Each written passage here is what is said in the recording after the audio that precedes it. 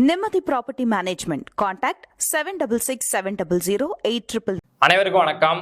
தமிழ்நாட்டில் இந்த sexual harassment அப்படிங்கிற விஷயம் வந்து எந்த அளவுக்கு பீக்ல இதுவரைக்கும் இந்தியா முழுக்க எந்த ஒரு மாநிலத்திலையும் போகாத அளவுக்கு பீக்ல போயிட்டு இருக்கு. ஸோ அதன் காரணமா என்ன நடந்திருக்கு அப்படின்னா, மதுரையிலிருந்து ஒருத்தர் வந்து உச்ச நீதிமன்றத்துல ஒரு வழக்கையை போட்டிருக்காரு. தமிழ்நாட்டில் நடக்கக்கூடிய அசம்பிளி எலெக்ஷனை வந்து தள்ளி வைங்க, இங்க வந்து சட்ட ஒழுங்கு பிரச்சனை அப்படிங்கிறது திமுக அரசு கண்ட்ரோலை தாண்டி நடந்துட்டு இருக்கு அப்படின்னு சொல்லிட்டு உச்ச நீதிமன்றத்துல அசம்பிளி எலெக்ஷன் எங்களுக்கு ஏப்ரல் 23 வேணாம் அப்படின்னு சொல்லிட்டு அந்த வழக்கை போட்டிருக்காரு. ஸோ அப்படி ஒரு வழக்கை போடுறாங்க அப்படின்னா எந்த அளவுக்கு இங்க சட்ட ஒழுங்கு பிரச்சனை இருக்கு அப்படிங்கிறத நீங்களே யோசிச்சு பாருங்க.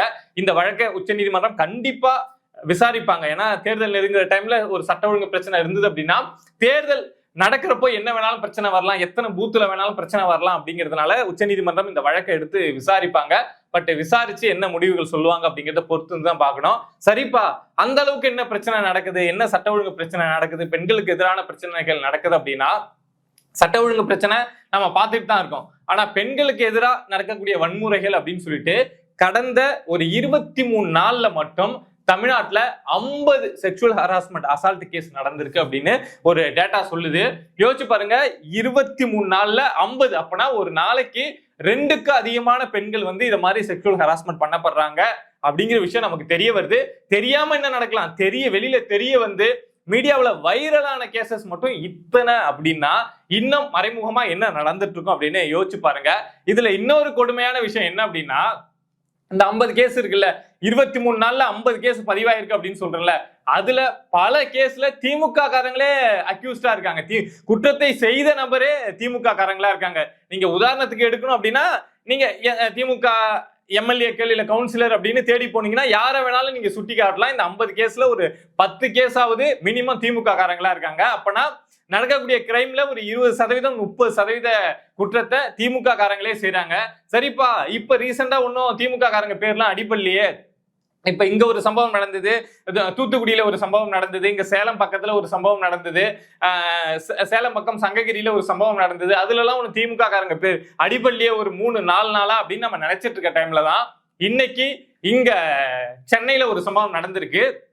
சென்னை கோடம்பாக்கத்துல இருக்கக்கூடிய ஒரு சிறுமி, 13 வயது சிறுமி.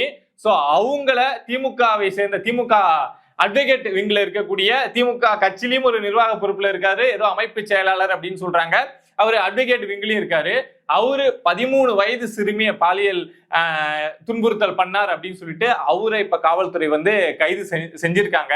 ஒரு 4 நாள் இந்த மாதிரி விஷயங்கள் போயிட்டு இருந்தது. அதுல திமுக காரங்க பேர் அடிபடாம இருந்தது. பட் இப்போ இதுல திரும்ப திமுக காரங்களுடைய பேர் அப்படிங்கிறது வந்து நிக்குது.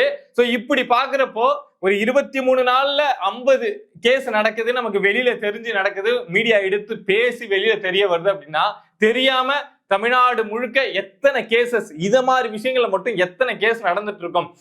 மீடியா பெருசா கவர் பண்ணியிருக்க மாட்டாங்க, அவங்களுடைய போக்கஸுக்கு வந்திருக்காது. அதுக்குள்ள இன்னொரு விஷயம் நடந்து அந்த விஷயத்த டம்மி ஆக்கியிருக்கோம், அந்த விஷயத்தை கவர் பண்றதுக்குள்ள இன்னொரு விஷயம் நடந்து அதை டம்மி ஆக்கியிருக்கோம் அப்படின்னு சொல்லிட்டு எத்தனையோ விஷயங்களை இங்க மீடியா மிஸ் பண்ணியிருப்பாங்க. பட் போக்கஸ் பண்ணி வெளியில தெரிஞ்ச விஷயங்களே 50 அப்படின்னா நிறைய நடந்திருக்கு அப்படிங்கிற அடிப்படையில தான் இந்த ஒரு விஷயத்த மட்டும் வச்சு கிடையாது. இத மாதிரி நிறைய விஷயங்கள், பெண்களுக்கு எதிரான குற்றங்கள், இல்ல சட்ட ஒழுங்கு பிரச்சனை, இல்ல போதை சம்பந்தமான விஷயங்கள் அப்படின்னு சொல்லிட்டு இத மாதிரி நிறைய நடந்திருக்கு அப்படின்னு சொல்லிட்டு தான் ஒரு நபர் வந்து உச்ச நீதிமன்றத்துக்கு இந்த அசம்பிளி எலெக்ஷனே வேணாங்க, இங்க சட்ட ஒழுங்கு பிரச்சனை அதிகமா நடந்துட்டு இருக்கு, சோ அதை ஃபர்ஸ்ட் நீங்க சரி பண்ணுங்க, அதுக்கப்புறம் எலெக்ஷன் நடத்தலாம் அப்படின்னு சொல்லிட்டு போயிருக்காங்க. நாம என்ன நினைச்சிட்டு இருக்கோம்னா, எப்படா எலெக்ஷன் சீக்கிரம் வரும், எப்படா ஓட்டு போட்டு இந்த ஆட்சியை மாத்தலாம் அப்படின்னு தான் நாமளும் காத்துட்டு இருக்கோம். நாமளும் எலெக்ஷன் தள்ளி போகணும் அப்படின்லாம் நினைக்கல. ஆனா எலெக்ஷன் நடக்கக்கூடிய டைம்ல, இந்த டைம்ல நிறைய பிரச்சனைகள் நடந்துகிட்டே இருக்கு. அங்கங்க குற்ற சம்பவங்கள், அங்கங்க ஏதாவது பிரச்சனைகள் நடந்துகிட்டே இருக்கு அப்படின்னா, கடைசி நேரத்துல எலெக்ஷன் 23 22 வந்து திமுக அங்க என்ன அராஜகம் வேணாலும் பண்ணி எல்லார் வீட்லயும் பூந்து மிரட்ட கூட வாய்ப்பு இருக்கு. எனக்கு தான் ஓட்டு போடணும் அப்படின்னு மிரட்டது கூட வாய்ப்பு இருக்கு. எல்லார் வீட்லயும் பூந்து பணத்தை கொடுத்து, அண்டான கொடுத்து, குண்டான கொடுத்து எனக்கு தான் ஓட்டு போடணும் அப்படின்னு சொல்லிட்டு சத்தியம் வாங்கறதுக்கு கூட வாய்ப்பு இருக்கு.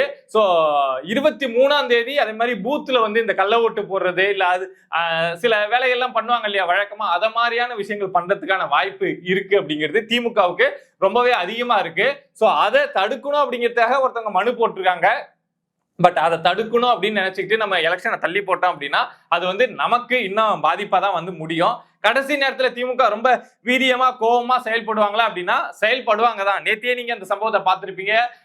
சிவகங்கை மாவட்டம் காரைக்குடியில நியூஸ் தமிழ் 24x7 அந்த சேனல் வந்து அவங்க பல டிஸ்ட்ரிக்ட்ல வந்து இந்த ப்ரோக்ராம் ஈவெண்ட் ஒன்று நடத்திக்கிட்டே இருக்காங்க. எல்லா கட்சியை சேர்ந்தவங்களும் வந்து அந்த கட்சியை சேர்ந்த வேட்பாளர்கள் இல்ல வேற யாராவது நபர்கள் வந்து பேசுவாங்க.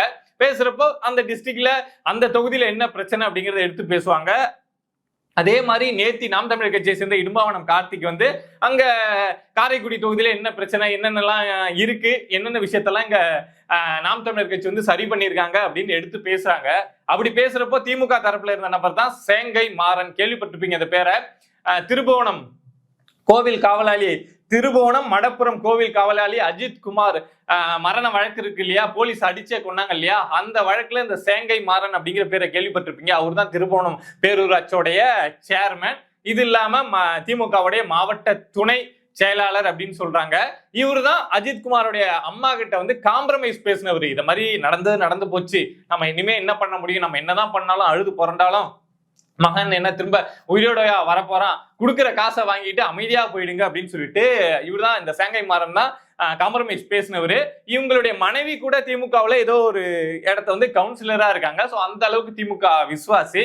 ஸோ இவரு இடும்பாவனம் கார்த்திக் வந்து அந்த தொகுதியில என்னென்ன பிரச்சனை இருக்குங்கிறதெல்லாம் சொல்லிட்டு கடைசியா சேங்கை மாறன்ட்ட வரப்போ சேங்கை மாறன் வந்து திருபுவனத்துல அந்த முக்கியமான இடத்த வந்து சூர்யா மணமகிழ் மன்றம் அப்படின்னு ஒன்னு நடத்தி பார் நடத்துறாரு அப்படின்னு நினைக்கிறேன். பார் அப்படிங்கறத அவருடைய பினாமி பேர்ல நடத்துறாரு. இந்த அஜித்குமார் கொலை வழக்குல காம்ப்ரமைஸ் பேசினது இந்த சேங்கை மாறன் தான். அதே மாதிரி இந்த சேங்கை மாறன் வந்து அந்த ஏரியாவில் 3-4 கல்குவாரி வந்து திருட்டுத்தனமா நடத்துறாரு, சட்டத்துக்கு விரோதமா நடத்துறாரு, அவருடைய பினாமி பேர்ல நடத்துறாரு அப்படின்னு இடும்பாவனம் கார்த்திக் பேசிட்டு இருக்கப்பவே இங்க கீழே உட்கார்ந்து திமுக நபர்களுக்கு தாங்கல. சேரை தூக்கி எரிய அடிபுடியா மாற, இங்க இருந்து சேரை தூக்கிட்டு மேல போக, கடைசியா அந்த நியூஸ் தமிழ் அந்த நிறுவனத்தோடைய நெறியாளர் அடிபட்டு காதுல ரத்தம் ஒழுகுற மாதிரி போனதுதான் நடந்தது. சோ அப்படி இப்பவே தாங்க முடியல, எலெக்ஷன் பயம், எலெக்ஷன்ல நம்மள மக்கள் புறக்கணிக்கிறாங்க, நம்மள எல்லாம் போட்டு அடிக்கிறாங்க அப்படிங்கிற அந்த வலியா அந்த வேதனை இப்பவே திமுக நபர்களால திமுகவால தாங்க முடியல. அப்படிங்கிறப்போ கண்டிப்பா தேர்தல் நெருங்கி போக போக அந்த தோல்வி பயம் அப்படிங்கிறது கண்ணுல தெரியல. சோ அப்படி தெரிய ஆரம்பிச்சது அப்படின்னா 23, 22 ஏப்ரல் 23, 22 அந்த காலகட்டத்துல தான் பீக்ல இருப்பாங்க. திமுக காரங்க வந்து பீக்ல இருப்பாங்க. இவ்வளவு செலவு பண்ணிட்டோம், இவ்வளவு பண்றோம், ஆனா நமக்கு ஆதரவா ஒண்ணுமே வர மாட்டாங்குதே அப்படின்னு பீக்ல இருப்பாங்க. பட் அந்த நேரத்துல மக்கள் நாம பாதுகாப்பா இருந்துக்கணும். சோ அந்த நபர் மதுரையை சேர்ந்த நபர் வந்து உச்ச நீதிமன்றத்துல போட்ட மாதிரி நமக்கு தேர்தல் தள்ளி போகணும் அப்படிங்கிற விஷயம் எல்லாம் வேணாம். தேர்தல் நடக்கணும், ஆனா திமுக கிட்ட இருந்து நாம பாதுகாப்பா இருந்துக்கணும். ஏன்னா இப்ப நடந்துட்டு இருக்கிறது எல்லாம் எங்கெங்கயோ குற்ற சம்பவங்கள் நடக்குது, யாரோ நடத்துறாங்க. தேர்தல் நெருங்க திமுக காரங்களே குற்ற சம்பவங்களை நடத்துவாங்க, இல்ல நடத்திட்டு வேற யாராவது நடத்துனாங்க, இந்த கட்சிக்காரங்க நடத்துனாங்க அப்படிங்கிற விஷயத்தெல்லாம் பழியா போடுவாங்க. சோ நாம ஜாக்கிரதையா இருந்துப்போம். இந்த விஷயத்த மைண்ட்ல வச்சுக்கோங்க. கடந்த சில நாட்கள், அதாவது கடந்த ஒரு மாதத்துக்குள்ள கிட்டத்தட்ட ஒரு 60-70 சம்பவம் தமிழ்நாட்டுல பெண்களுக்கு எதிராக நடந்திருக்கு. அதுல பெரும்பாலான சம்பவங்கள் வந்து சிறுமிகளுக்கு எதிராக நடந்திருக்கு. அப்படிங்கிறத மைண்ட்ல அப்படியே பதிய வச்சுக்கோங்க, கண்டிப்பா உங்களுக்கு தேவைப்படும். நன்றி.